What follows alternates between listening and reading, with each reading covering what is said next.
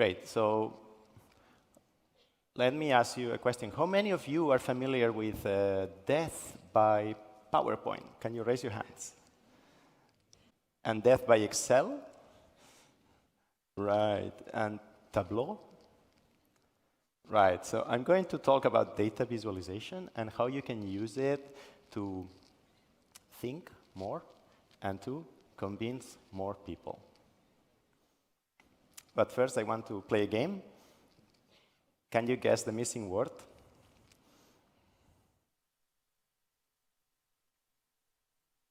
Anybody? It's data. If you want to convince people, you need data, yes? The problem is that data usually looks like this, and it will leave people feeling like this.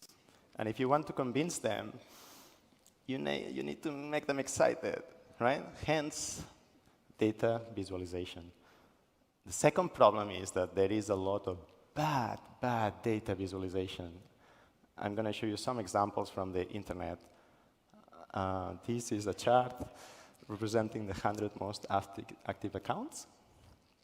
Wrong chart for the job. This is another chart, number of data scientists per country. Information overload. And my favorite, the useless chart.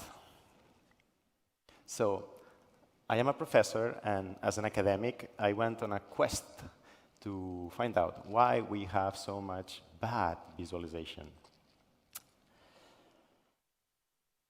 And I found out the culprit. School dropout, never took a design course, yet his software is used to produce 90% of the charts that you will see in your life. That he is not the only at fault here. As the education system, we also have blame on this. Because to do data visualization, you need data skills, but you also need design skills. But the data guys, they look like this. And the designers look like this, and they don't go to the same schools. And the schools where they teach data, they don't have design, and vice versa. And there's very, very few schools where they teach both well. So to fix this, I'm going to give you 6 rules to be awesome at data visualization. Number 1, tell me a story. When you make a chart, tell me a story. Because if you say something, some people will remember. If you make a chart, more people will remember it. If you make a story out of it, it's even better. Number 2, know the difference between data and information. What is the difference? Second exercise, can you order these 4 keywords? Give you 5 seconds.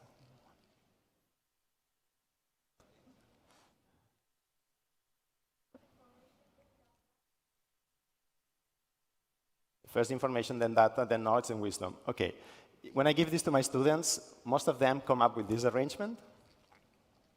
So what makes them arrange words like this? What's the difference? What's the attributes of data versus wisdom? So data is abundant, there is a lot of data. Wisdom is, it's scarce, and it's valuable, right? And this arrow is called the arrow of value. Number 3, know how to create knowledge. What is knowledge? This pyramid is called the data information knowledge wisdom model. And how do you transform data into information? Well, one way is to summarize, to reduce overload. How do you transform information into knowledge? Right. So one way is to get your new information that you found and put it in context to relate it to other bodies of existing knowledge. That's how Einstein got his Nobel Prize. And what is wisdom? Yes?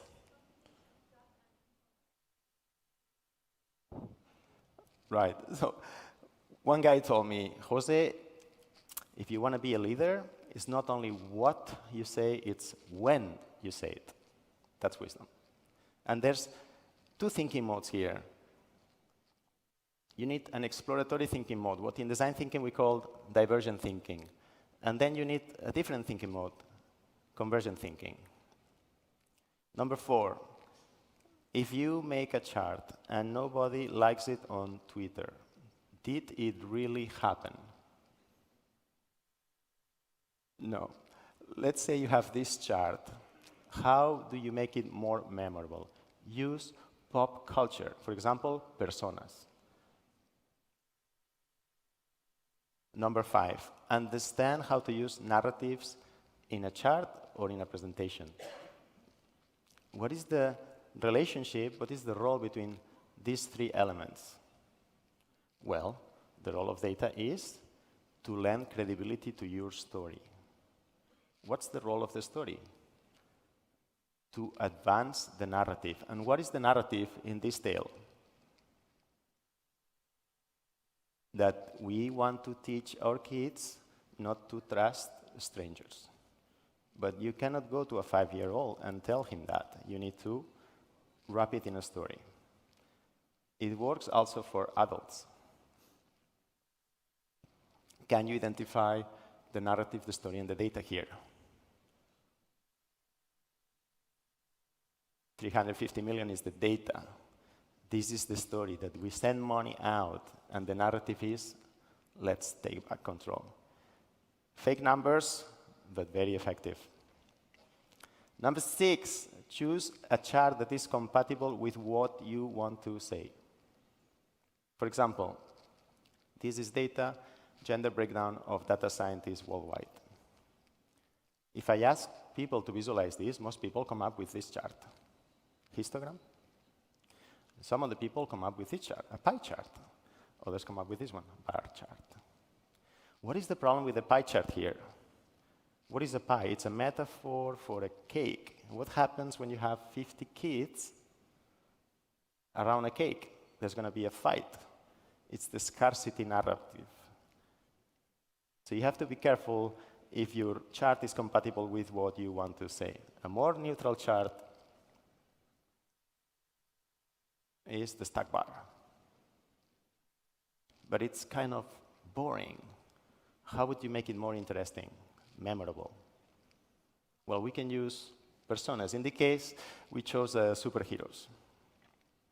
And remember, if they don't remember it, it didn't happen. So whenever you can, dramatize. So I'm going to show you 2 examples of very, very improvable presentations.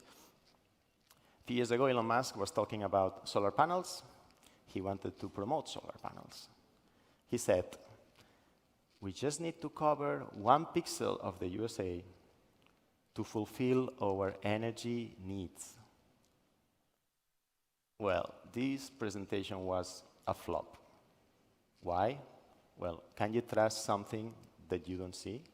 And second, what is the narrative here? Which piece of land are we going to use for this? Is it going to be your land or your land? Same purpose, different strategy. A few years earlier, a German company called Q-Cells used a similar chart like this one. It's a different narrative.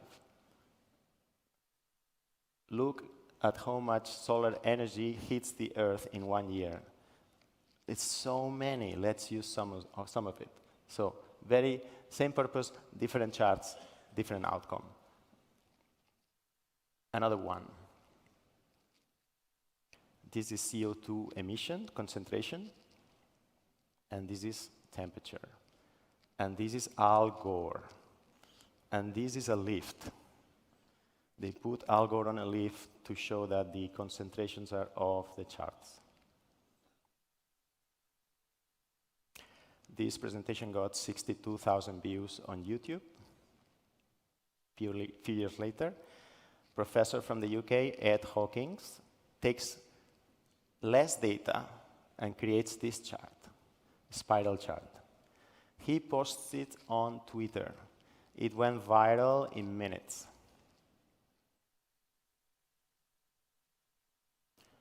temperatures spiraling out of control. But then comes my favorite person, ignores all these charts, and tells us a story. And what's the story here? Hey, I have to go to this climate conference, but I'm not going to jet because I have integrity, and I want to reduce my carbon footprint. And what's the data here? Look at these big waves behind me. They look so menacing. This is dangerous. This is an emergency. So same data, three different ways to tell the story, three different outcomes. So summarizing, if you want to be awesome at data visualization, first, tell me a story. Second, data is not information. Third, know how to create knowledge. 4, make it memorable. 5, use narratives. And 6, choose a chart that is compatible. Thank you very much.